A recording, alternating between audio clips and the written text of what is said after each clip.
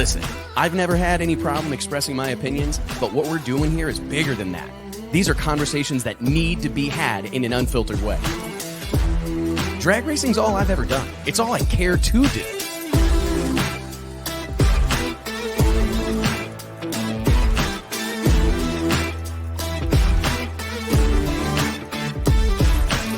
I respect the history, I appreciate how far we've come, but I want more for this sport, and I'll fight for it.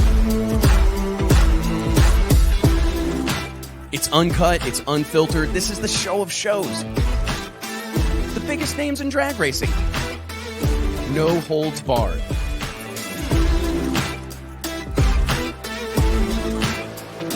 This is the great American motorsport. Drag racing. Prove me wrong. I'll wait.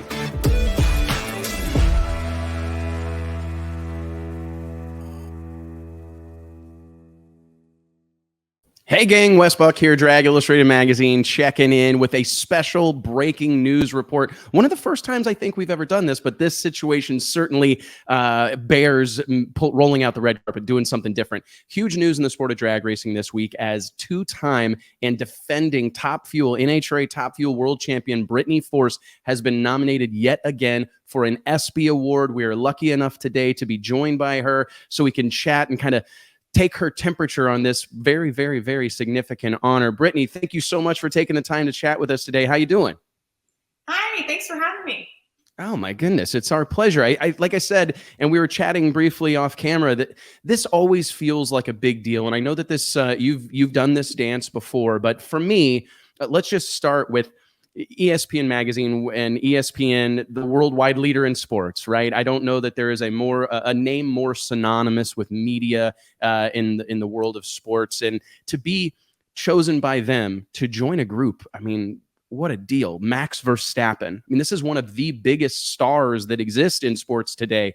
I believe Kyle Larson. Who else? IndyCar's Joseph Newgarden. I mean, what's it feel like just to hear Brittany Force? I mean, let's leave it at Max Verstappen. What's it feel like to have your name mentioned alongside the defending Formula One world champions? Just the list I'm up against it's a huge honor. I mean, of all motorsports series, I was one of 4 drivers selected for this ESPYS Best Driver Award. So that's an honor in itself. And then when you look at the heavy hitters we're up against, I mean, that's just an honor in itself. So I'm really excited about it. We've been nominated before, and I'm really excited about it because our season 2022 championship season was just huge. I'm very proud of it, and I'm excited to be here again. What do you make of the big song and dance? And it's no secret that we here at Drag Illustrated, myself, we love all the pomp and circumstance. We love getting dressed up and doing the whole deal. Are you excited? Will you participate in the actual award program? Will you attend? I don't know what it falls on top of. I'm actually not sure, but is that something that you've done in the past, and will you this time? So I went the first time I was nominated, and it was awesome. We got dressed up and walked the red carpet. It was just pretty surreal to be there with so many big names, sport names around us. This year, we just found out about, that we were nominated. So we're a little late on everything, and it goes right into our Denver race. So unfortunately, I don't think I'll be making it this year. That's okay, but you have done that, and it is cool going again, just the guilty by association, right? Like being in that room with all these stars of the NFL and MLB and NBA, et cetera. I mean, motorsports totally aside, what an absolute honor. I'm curious, driver of the year, best driver, excuse me. What an honor, right? I mean, drag racing, I think sometimes has been excluded from those conversations, and oftentimes I think that's just people not knowing better, maybe not knowing about our craft here in straight line motorsports. What's it mean to you to be mentioned as a potential best driver? Just that role. It's an honor for me as a driver, but not just me, but my entire team. John First Racing and NHRA.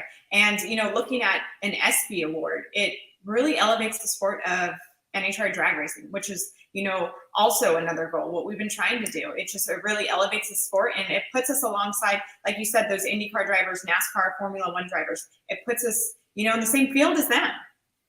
It's been something as a sport, it feels like we've been kind of fighting for.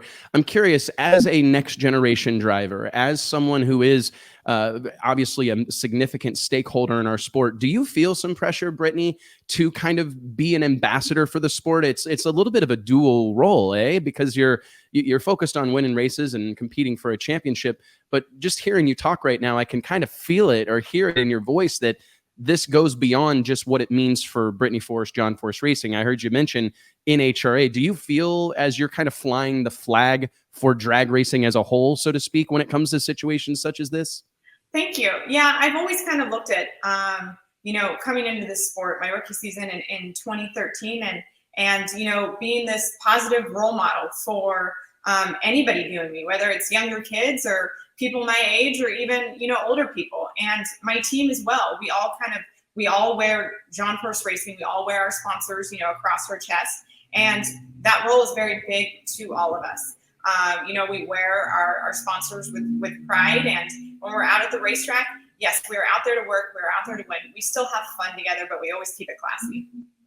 For sure. I'm curious, there's perhaps never been a more significant time than right now to be a drag racer and to be thrown into the mix for driver of best driver, because we've been talking about it almost all season long. And I think this all started last year, but we've really seen it culminate. Top Fuel is this is not your grandpa's Top Fuel drag racing. Just the action that we saw in Norwalk, the races that you were in, how good everyone's gotten on the starting line. Can you just kind of give us some of your thoughts and feelings about where Top Fuel has arrived? I mean, these races are almost all close. I was looking at the qualifying order in Norwalk, and I felt, and I don't mean any disrespect, but I genuinely felt like there was probably 12, 14 cars that were equipped and capable of winning the race. And that is just an incredible thing to say out loud if you know anything about the nuances of our sport. I mean, it's a very hard thing to do, a very expensive thing to do, but by all accounts, this is a high tide moment. Do you agree? Yeah, absolutely. And the crazy thing is, I feel like I've been saying it every single year. I repeat myself. This is going to be the top this year. And it's just the competition just keeps getting,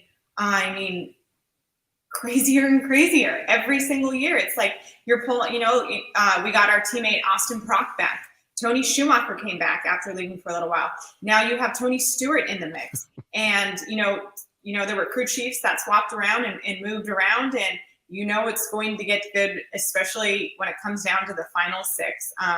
Again, the competition gets tougher and tougher every single year. What have you had to do, or have you had to alter your approach, as things have gotten more competitive, especially on the starting line, reaction times? I mean, what have you changed your approach or added anything to your repertoire or your race day kind of dance, race day routine to kind of match what you're seeing out there right now?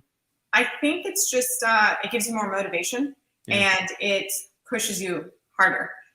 You know what you're up against, and it's these races. I mean, they come down to, you can't even tell who wins. Even in those cameras that are right at the 1,000 foot, you look at the camera and you look at the ETs and who won that? You can't even tell. These races are so close, and it comes to, the whole team involved, the tune-up, the driver on the starting line, everything is a factor in it. And it's incredible how close these races are. I lost to Justin Ashley this weekend, and I swear I was at the 1,000 foot and thought, why is my win night not on? I thought I won the thing. I could see him right there next to me, and it's just incredible. And again, that shows the competition. So really, it just more motivates me. I know that the competition we are raising the bar every single year, and the whole team has to do that. Me as the driver, crew chief, every single one of us, we all have to raise the bar. So it's just motivation, and we're pushing ourselves, I think, more than we used to. I think it's interesting. Yeah, the whole class, and it's interesting the way you explain it, because I don't know that anybody is necessarily dramatically altering what they're doing, or taking oxygen more, or changing their coffee or pre-workout routine. They're literally, everybody has been forced to elevate. When you start seeing these guys go, and gals, 060, 050, 040, you know that they're going to do it. So everybody has to kind of rise to the occasion. And it's been really incredible to see so many people do so. I guess take us through here. It's no secret, all the performance accolades, the speed records, the elapsed time records. This is obviously an individual award, Brittany, but could you just kind of talk about the team that has given you a race car that would allow you to even be in this conversation? I mean, what we've seen David Grubnick do, Max Savage, everybody involved. I was actually looking at the results from 2013 Norwalk just to kind of compare and contrast how different things were. And, Khaled Belushi won that race in 2013. I mean, it's hard to even remember a time when Khaled Belushi was racing Top Fuel, but I also saw David Grubnick's name on the qualifying sheet. We've seen this man go from a well-known and beloved driver to inarguably the most feared crew chief in drag racing today. Tell me about this team that gives you the race car that you have. So, looking at this ESPY, the ESPY Best Driver Award, it's not just me. It says driver, but the only reason I am here nominated for this is because of this team that I've worked with since 2019. David Grubnick, Max Savage, every single one of my guys.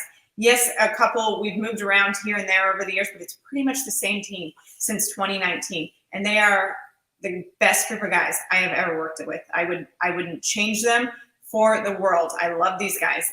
We work hard on the racetrack. We motivate each other. We push each other. And then we're lucky enough that we still enjoy being around each other, that we like to hang out off the racetrack. But looking back, the only reason we're here is because we were nominated is because of last season, winning that championship. We had a great season. I mean, start to finish. It is a long season, 22 events in a season. We start in February, we end in November, and we came out hitting, race number one all the way until the very end. And we pretty much carried that number one all season long. We had a handful of number one qualifiers. We won 5 events. We set track records, and we lost it a little bit, would swoop down under the number one, and then we would bring it right back up. So we pretty much had a steady, season all the way through. And then it comes down to the points reset, and then you go into the playoffs, the final 6 countdown races. And that's right where our team, after a great season, where we really started to struggle and we started to slip a little bit. And it was really frustrating because, like I said, I mean, all season long, we went to the semifinals, finals about every single weekend. And then we go into the first few countdown races, and we were out in the second round, and we hadn't done that all season long. And it was, it's that doubt starts popping in your head of, oh my gosh, we're losing this. This championship is slipping from us. And we would meet up with our team after every single event, and it's hard. That wants to seep in there. That doubt wants to, but all of us were like, nope, this is ours. And David Grubnick said it every single time. This championship 2022 is ours. It's still out there. No one's claimed it yet. It is ours. And we all believe that. Even though we struggled 3 races in a row, I think it was 4 out early. And we never believed that it wasn't ours. And then it was really the big moment for us was going into Las Vegas. We won the event. We went into Pomona 7 points ahead. And it was first round in Pomona, final race of the season that we locked it up. And we won that championship. Isn't it crazy? I mean, you make what an incredible tale, and thank you for detailing it like that, because to your point, 12 races, you were leading the points, never dipped below 4th, 5 wins. I mean, it was early on, it looked like, oh my goodness, Brittany and company are going to run the table here. And it was kind of one of the ongoing storylines that exist in NHRA championship drag racing is that points reset at Indy, and kind of worrying about maybe we peaked too soon or our momentum was early. And how hard is that to navigate? I know that it's a storyline, like I said, that gets talked about every year, but you've done the opposite of that, right? You've kind of come out of left field and won the championship, right? Snatched it away from someone else. Can you kind of compare and contrast? One of the things that we like to talk about here is the difference for racers and teams racing out front. It's like a sports team that it's fairly easy to get motivated when you're an underdog, right? And everybody's counting you out and you've got a little bit of a chip on your shoulder, but it's a totally different animal to be the one everybody's gunning for. You're certainly that right now, Brittany. And can you just kind of talk about that mindset and how that affects your race day approach? Because you're getting everybody's best shot. David Grubnick certainly is. No one is going up there laying up to race that Monster Energy dragster. So can you just kind of talk about the challenges of racing with a target on your back? Thank you. I felt like we had a target on our back, all last season, just again, because we were carrying that number one, that points lead pretty much all season long. And we try not to get too far ahead of ourselves. You don't want to be looking too far. You don't want to get too overly positive, but then you don't want to go negative the other direction. We really like to keep our focus on where we're at that day. So if it's Friday qualifying, we're looking just at that. And then we move to Saturday, and then it's race day. So we really don't look outside of the weekend, because when you start looking too far ahead, or you're chasing, this season now we're doing the too fast, too tasty. And we had some of those things thrown at us, last season, just extra bonuses on the line for money. And we saw it all. Yes, we wanted it, but we wanted the championship more. So we saw those as distractions. They were good distractions. And we thought, you know what, if we hit our mark and we win one of those while we're chasing this championship, then way to go. That's awesome for us, but that's not our main focus. Our main focus is that championship and focusing on what we could do and perform on the racetrack that day. Do you think that, like, for other drivers and people that are out there chasing their own respective drag racing dreams, how important is it to not get ahead of yourself, Brittany? I mean, how much do you how much onus do you put on that mindset as being a part of the recipe for success? Because I think we're all guilty of that, like, on to the next thing, or what about this, what about that? How much has that focus, that laser focus, really been a difference maker for you? That's just our team. That is that is what our team, that's what works best for our team. Again, we've been together since 2019, so we've had a handful of years to kind of figure out what works best for us. And that is just in our mix of what we do. You don't look too far ahead, because then you lose sight of what you're doing today, right there in that moment.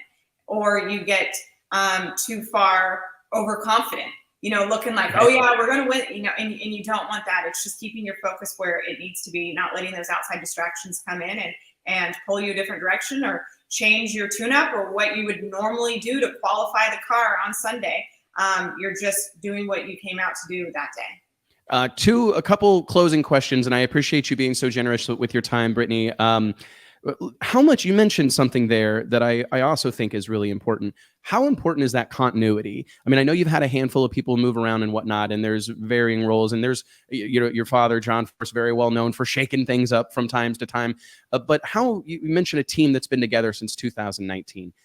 How much do you think that continuity, that family that you've built, brothers and sisters in arms, how much does that contribute to your success? So it's actually an interesting story. I don't know if I mentioned this to you. So back in 2018, coming into 2019 was when, everything I was familiar with felt like it was stripped from me.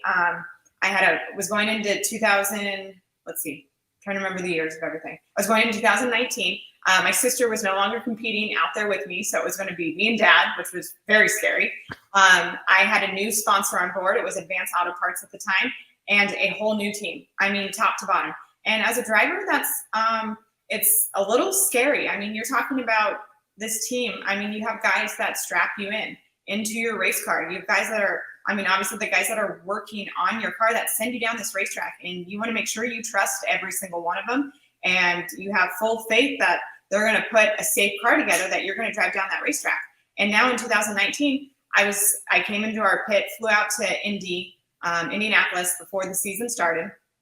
And it was to get fitted for the car and meet the new team. And I walked we have our pits kind of lined up in our Indy shops, how we would out on the road, out at a racetrack. And I walked into the pit area, and there were 10 guys there staring at me in Advanced Auto Parts shirts. And I remember in that moment, I wanted to cry, because I was looking at these 10 guys and they were strangers to me. And I'm like, oh my gosh, it was really hard losing a team that I was with for so long. And over the years, we won a championship together. We built this trust together. I wrecked terribly, and they were right there with me in the hospital. And now I'm looking at 10 strangers, and I just thought, oh my gosh, I felt like my sister's not out here with me anymore. And it was really difficult for me going into that season, just because, again, you're working with a new group of people that you're not familiar with.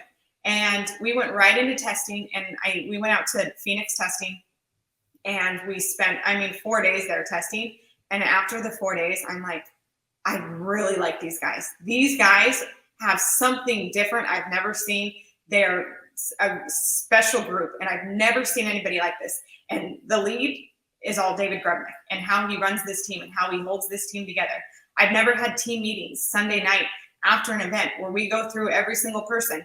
Okay, you know, where did you screw up? Where did you excel this weekend? How can you get better? And we go through and everybody raises their hand and admits, you know, yeah, I screwed up. I could have been better. I will be better.